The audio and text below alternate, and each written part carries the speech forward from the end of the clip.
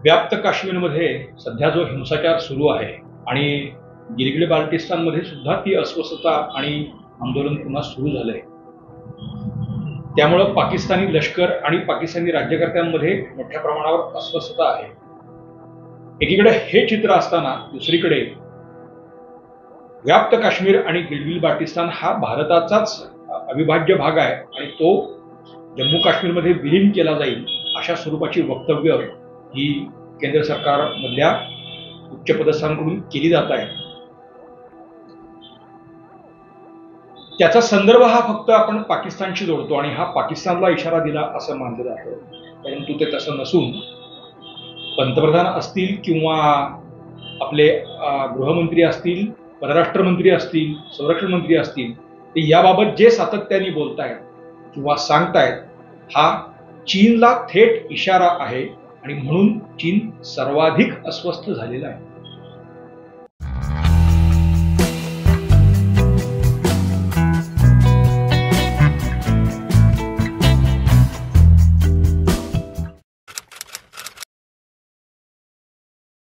नमस्कार, गोजोस्कोप मध्ये आपल्या सर्वांचं मनापासून स्वागत आहे।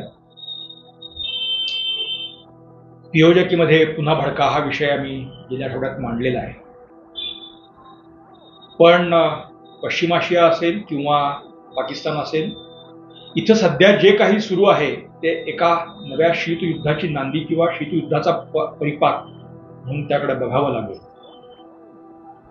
आत्ता व्याप्त काश्मीरमध्ये मोठ्या प्रमाणावरती हिंसाचार सुरू आहे, तो काबूत येण्याची चिन्ह अजूनही दिसत नाहीत आणि त्याचं लोण आता हळूहळू गिलगिट बाल्टिस्तानमध्ये पण पसरताना दिसतंय। तसंच काहीसं ते खैबर पख्तूनख्वा प्रांतातही दिसतं आहे। एकूण पाकिस्तानी लष्कराची आता डोकेदुखी वाढती आहे आणि अर्थात त्याचे सगळे परिणाम हे लाहोरमध्ये सुद्धा दिसलेले आहेत। ही सर्वात गंभीर बाब आहे। पाकिस्तानी लष्कर असेल किंवा पाकिस्तानी सरकार असेल, त्यांच्यासाठी ही डोकेदुखी नक्की आहे, पण ती त्यांच्यापेक्षा सुद्धा डोकेदुखी ही खरी चीनची आहे। 2014 मध्ये नवाज शरीफ हे झरदारींना हटवून म्हणजे निवडणुकीत विजयी झाले आणि सत्तेवर आले आणि त्यानंतर नवाज शरीफ यांनी चीन बरोबर मोठ्या प्रमाणावरती करार केले। CEPC म्हणजे चीन पाकिस्तान इकॉनॉमिक कॉरिडॉर असा एक मोठा प्रकल्प त्या करारान्वये राबवला जाणार होता। अर्थात हा करार नेमका काय आहे, त्यातली कलमं काय आहेत, पाकिस्ताननी नेमकं काय कबूल केले, चीन किती पैसे देणार, कुठले प्रकल्प राबवले जाणार, ते कुठे राबवले जाणार वगैरे कसलाही तपशील आज तागायत पाकिस्तानी लष्कर, सरकार, नवाज शरीफ किंवा कोणीच, नवाज शरीफ यांच्यानंतर इम्रान खान सत्तेवर आले, पण यापैकी कोणीच आज तागायत अधिकृतरित्या जाहीर केलेला नाही। मात्र त्यातले छोटे छोटे भाग हे तिथल्या वृत्तपत्रांमधून, तिथल्या मंत्र्यांच्या भाषणांमधून हे आलेले आहेत। त्यातलाच एक भाग आपल्याला माहिती आहे, ग्वादर बंदर जे आहे बलुचिस्तानमधलं, तर त्या बंदराचा विकास चीन करणार, त्याची बरीचशी कामं तिथे झाली आणि अजूनही सुरू आहे। तर तो जो इकॉनॉमिक कॉरिडॉर आहे हा चीनचा जो बिल्ट रोड अँड ऑपरेशन्स जे सगळं त्यांचं आहे, BRO त्यांचं जे आहे, त्याचाही एक भाग हा आहे। तर तो गिलगिट बाल्टिस्तान म्हणजे हुंजा खोऱ्यातून ते स्कार्डूतून मुझफ्फराबादहून मिरपूरहून मग ते इस्लामाबाद, लाहोर आणि खाली एक रस्ता हा सिंध प्रांतात कराचीपर्यंत आणि दुसरा हा तिकडे ग्वादर आणि क्वेट्टापर्यंत जाणार आणि अशा सगळ्या भागामध्ये पाकिस्तान, चीन हा मोठ्या प्रमाणावरती गुंतवणूक करणार असं वारंवार सांगितलं गेलं। या सगळ्या भागात म्हणजे आपण लक्षात घेतलं पाहिजे की गिलगिट बाल्टिस्तान आणि व्याप्त काश्मीरमधून हा मुळात कॉरिडॉर जाणार आहे आणि तिथे आपण आक्षेप घेतलेला आहे। हे भारताचा भाग आहे आणि भारताच्या परवानगीशिवाय तिथे चीननं काहीही करता कामा नये ही आपली भूमिका कायम आहे, त्यात कुठेही बदल नाही। आता तिथे दासू डॅम आहे, हा व्याप्त काश्मीरमध्ये होणार आहे। गिलगिट बाल्टिस्तानमध्ये सुद्धा असे हॅडल प्रोजेक्ट्सचं काम चीनने सुरू केलं होतं, परंतु तिथे मध्यंतरी चीनी अभियंत्यांनाच मारलं गेलं आणि त्याचं कुठलंही समर्थन हे तिथल्या काळजीवाहू सरकारला करता आलं नाही. त्यामुळे तिथे काम करणारे चीनी इंजिनियर पळून गेले आणि तो प्रकल्प पुन्हा थांबला. अर्थात चीननं जिथं कुठे हे प्रकल्प अशा स्वरूपाचे केले, अगदी कराचीमध्ये सुद्धा चीनी अभियंते किंवा नागरिकांना मारहाणीच्या घटना नित्य घडतात. लाहोरमध्येही त्या घडतात आणि ग्वादर हे अख्खा बलुचिस्तानच अस्थिर असल्यामुळे ग्वादर बंदराचं भवितव्य पुन्हा अधांतरी आहे. बरं, तिथे आता एक समस्या अशी उद्भवलेली आहे की चीनी ट्रॉलर्स जे तिथे आता आलेले आहेत, म्हणजे ग्वादरमधल्या मच्छीमारांकडे काही इतक्या अत्याधुनिक साधनं नाहीत. म्हणजे त्यांच्या नौका आहेत त्या सगळ्या चीनची तुलना करता मध्ययुगीन काळातल्या आहेत. म्हणजे त्या इंजिनला काही जोर नाही, काही नाही. आणि पर्सेसिन सारखं जे नेट असतं तर तेही या मच्छीमारांकडे नाही आहे. चीनकडे अत्याधुनिक यंत्रणा आहे. त्यामुळे ग्वादर आणि या सगळ्या परिसरात चीन ज्या पद्धतीने मच्छीमारी करून ती लूट करतोय त्याच्यावरून सुद्धा ग्वादरमध्ये मोठ्या प्रमाणावरती असंतोष आहे. आणि काही करून या ट्रॉली सगळ्या ट्रॉली आणि हे सगळं हटवा अशी मागणी वारंवार होतीये, पण त्याकडे आपण लक्ष कोणी देण्याचं काही कारणच नाही. पण मुद्दा एवढाच नाहीये. हा मुख्य मुद्दा आहे हा पीओके आणि गिलगिट बाल्टिस्तान. तो जर भाग ब्लॉक झाला तर त्या इकॉनॉमिक कॉरिडॉरला काही अर्थ नाही. त्याचं कारण असं की पाकिस्तानची चीनशी असलेली कनेक्टिव्हिटी संपून जाते. याचं नेमकं आकलन हे चीनला आहे. त्यामुळेच बघा, आता एवढ्यातल्या एवढ्यात या 2 महिन्यामध्ये किंवा अगदी खरं तर 1 महिन्यामध्ये या प्रचाराच्या दौऱ्यात पंतप्रधानांनीही तेच सांगितलं की तो आमचा अविभाज्य भाग आहे आणि तो भारतात येईल. अमित शहा पण तेच बोललेले आहेत. त्यांचं म्हणणं असं की फार काही करावं लागणार नाही, ते ऑटोमॅटिकली होऊन जाईल. तीच गोष्ट ही जयशंकर सांगतायत, तीच गोष्ट आपले संरक्षण मंत्री सांगतायत. मग हा अचानक विषय आता अचानक आलाच होतो. म्हणजे पीओजेके मध्ये म्हणजे मिरपूर किंवा या सगळ्या भागामध्ये हिंसाचार होणं ही घटना नवीन आहे. त्याचे पर्क्युलेशन काही सियालकोट असेल किंवा लाहोर असेल इथं होणं हे नवीन आहे, यात शंका नाही. पण तिथे अनरेस्ट नाही असं काही नाही आहे.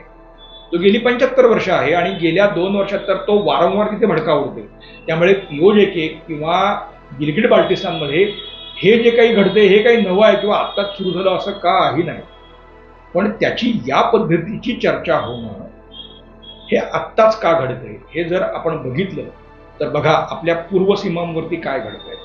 म्हणजे अरुणाचलमध्ये वारंवार इथे चीन कुरापती काढतोच आहे. गलवान व्हॅली तर तिथे मोठ्या प्रमाणावरती कुरापती सुरूच आहे. मग ते आपले काँग्रेसचे श्री 1008 युवराज ते तिथे वारंवार काहीतरी चुकीचे वक्तव्य करतातच आहेत. आणि कसा भूभाग चीननी बळकावलाय, वास्तविक तो नेहरूंच्या काळातच बळकावला गेलेला होता. असो, तो काही आपला भाग नाहीये, पण तिथे त्या कुरापती आहेत. डोकलाममध्ये सुद्धा तेच प्रयत्न चीन वारंवार करत आहे. तर हे जे सगळं चीन आता वारंवार करतो आहे गेल्या 2 वर्षांमध्ये आपल्याला या घटना मोठ्या प्रमाणावरती सुरू असलेल्या दिसतील. आम्ही मध्यंतरी एक लडाखमध्ये जे काही आंदोलन झालं तोही चीनचा तोच एक प्रयत्न आहे. पूर्व सीमा जर डिस्टर्ब ठेवल्या तर भारताचं पीओजेके आणि गिलगिट बाल्टिस्तानवरचं लक्ष हटेल. हे त्यातलं चीनचं साधं कॅल्क्युलेशन आहे. आणि मग इथे चीनला जे काही त्यांचे इन्फ्रास्ट्रक्चर सगळं उभं करायचं आहे त्यांनी बऱ्यापैकी उभं केले. आता स्कार्डू पासून ते थेट काश्मीरपर्यंत जोडण्यासाठी म्हणजे ऑल वेदर टेरेन सगळं तो ट्रान्सपोर्टेशन होण्यासाठी इथं आत्ता तसं आहे, परंतु अनेक अडथळे येत आहेत. म्हणून मग नव्याने काही बोगदे त्यांनी प्रस्तावित केलेले आहेत. म्हणजे मग ते आणखी सुलभ होणं हे तिथं होईल. तर त्याच्यावरती सुद्धा भारताने आक्षेप घेतलेला आहे. गिलगिट बाल्टिस्तानमध्ये विशेषतः इथे चीन ज्या पद्धतीने उत्पाद करते, म्हणजे तिथला कोहिस्तान सारखा भाग आहे तो पाकिस्ताननी जवळजवळ 5000 किलोमीटरचा भाग, चौरस किलोमीटरचा भाग हा चीनला आंदण दिल्यासारखा आहे. म्हणजे तिथे स्थानिक पाकिस्तानी लोकच कोहिस्तानमध्ये जाण्यासाठी त्यांना चीनची परवानगी घ्यावी लागते, इतकी परिस्थिती आहे. तसाच तो भाग हा गिलगिट बाल्टिस्तानमध्ये आहे. आपल्या सियाचीनला लागून खाली जे सगळं म्हणजे पाकिस्तानी रेंजर्स आणि यांनी जे नॉर्दर्न कमांडनी तिथे जे सगळे एस्टॅब्लिशमेंट्स केल्या तर तिथे सुद्धा चीनी सैनिक येऊन बसलेले आहेत असे रिपोर्ट्स आहेत. म्हणजे जर गिलगिट बाल्टिस्तान असेल किंवा व्याप्त काश्मीर असेल, हे याच्यावरती जर भारताने, म्हणजे हक्क सांगण्याचा विषय नाही, हे जर अमॅलगमेट केलं का आपल्या काश्मीर आणि लडाखला हे जर जोडून टाकलं, तर चीनचा या सगळ्या भागातला, म्हणजे पाकिस्तान असेल किंवा त्या मार्गे अरबी समुद्रात येण्याचा संपूर्ण मार्गच बंद होऊन जातो. वाखान कॉरिडॉर हा 80 किलोमीटरचा एक टापू आहे आडवा, जो अफगाणिस्तानचा आहे, आणि तिथून तुम्ही थेट पुन्हा चीनच्या शिनजियांग या प्रांतात येता, म्हणजे जो गिलगिट बाल्टिस्तानला लागून असलेला प्रदेश आहे. तर तिथून, म्हणजे खरं तर एक काराकोरम हायवेचा एक फाटा तिकडूनही गेलेला आहे, पण तिथून जर चीनला अरबी समुद्रात यायचा असेल तर तो फार मोठा द्राविडी प्राणायाम आहे. चीनसाठी सगळ्यात सुलभ हा प्रदेश आहे तो हाच आहे, जीबी आणि पिओजेके. इथूनच कमी काळात चीन अरबी समुद्रात येऊ शकतो. आणि दुसऱ्या बाजूने विचार करता भारताची या सीमांवरती सुद्धा भारताची अडचण चीन करू शकतो, पाकिस्तान करू शकत नाही. आणि म्हणूनच या सगळ्या प्रदेशात चीन जे काही इन्फ्रास्ट्रक्चर डेव्हलप करतो आहे, तर त्याच्यावरती फार गहजब होऊ नये किंवा त्याला भारताने फार आक्षेप घेऊ नये. एका परीने भारताचं या सगळ्या गोष्टीकडे दुर्लक्ष व्हावं म्हणून चीन वारंवार लडाख असेल किंवा गलवान व्हॅली असेल किंवा डोकलाम असेल किंवा अगदी अरुणाचल असेल, आणि आता त्यांनी नवा फ्रंट उघडलेला आहे तो काही प्रमाणात हा मणिपूर आहे. म्हणजे म्यानमारमधून काही घुसखोरी इथे करून इथे काही गडबड चीन करतो आहे. त्याचं कारण म्हणजे हे सगळे प्रदेश चीन हक्क सांगतोच आहे, परंतु हे सगळं खूप लांबचं आहे. पण भारताने जर नेट लावला तर हे अमॅलगमेशन हे फार अवघड गोष्ट राहणार नाही. आणि आता तिथले सगळे स्थानिक लोकच हे पाकिस्तानी लष्कर आणि पाकिस्तानी सरकार एकूणच पाकिस्तानपासून ते तुटून जवळपास भारतात येण्याच्या मानसिकतेत आलेली आहे. त्यामुळे ही प्रक्रिया अधिक सोपी असणार आहे. ही परिस्थिती लक्षात घेता एक भाग असा की हे आपल्याला भारतात जोडून घ्यायचं, म्हणजे आपल्या जम्मू काश्मीरला पिओजेके जोडून घेणं आणि लडाखला गिलगिट बाल्टिस्तान जोडून घेणं. इथे पाकिस्तान काही फार रेजिस्ट करू शकतं अशातला भाग नाही. पाकिस्तानी लष्कराची ती क्षमता आता राहिलेली नाही. त्यामुळे काही युद्ध म्हणा किंवा काही संघर्ष झाला तरी ते फार काही ते करू शकतील अशी परिस्थिती नाही. त्यांच्या मदतीला पुन्हा चीनलाच उभं राहावं लागेल अशी परिस्थिती आहे. आणि अशा थेट संघर्षात चीन सहसा उतरत नाही. दुसरा एक भाग यातला आपल्या थेट समोर नाहीये, पण तैवान म्हणजे गल्फ ऑफ तैवान जे आहे, तर तिथून अगदी चीनची जी सीमा आहे किंवा मेनलँड चायना ज्याला म्हणतात, तर तिथून 6 किलोमीटरवरती अमेरिकेच्या 2 विनाशिका येऊन थांबलेल्या आहेत. म्हणजे ती खरं तर तैवानची सागरी हद्द आहे असं तैवान सांगतो. चीन त्याला आक्षेप घेत आहे, पण त्या तैवानच्या सागरी हद्दीमध्ये 2 विनाशिका अमेरिकेच्या येऊन थांबल्यात. आणि गुआममध्ये अमेरिका पुन्हा एकदा नौदलाची सज्जता वाढवतोय. तिकडे दुसरीकडे फिलिपिन्स आहे, व्हिएतनाम आहे किंवा जपान आहे, तर ते सुद्धा या संरक्षण सिद्धतेवरती भर देत आहे. म्हणजे खरं तर पॅसिफिकमध्ये संघर्षाचा भडका उडाला तर चीनला काही सुरक्षित मार्ग असणं अत्यावश्यक आहे. आणि त्यासाठी सुद्धा जीबी आणि पिओजेके हा चीनसाठी अत्यावश्यक भाग आहे. चीन त्यांचा अंकितच आहे, त्यामुळे तिथे चीनी येणं याला पाकिस्तानचा आक्षेप नाहीच आहे. तो पूर्वी नव्हता, आता येणं आणि पुढेही असणार नाही. पण चीनसाठी ही अत्यावश्यक बाब आहे. आता असं घडेल की नाही आपल्याला माहिती नाही, पण उद्या खरंच असं काही जिथे मोठ्या प्रमाणावरती संघर्ष सुरू झाला तर चीनचे व्यापारी मार्ग अडतात.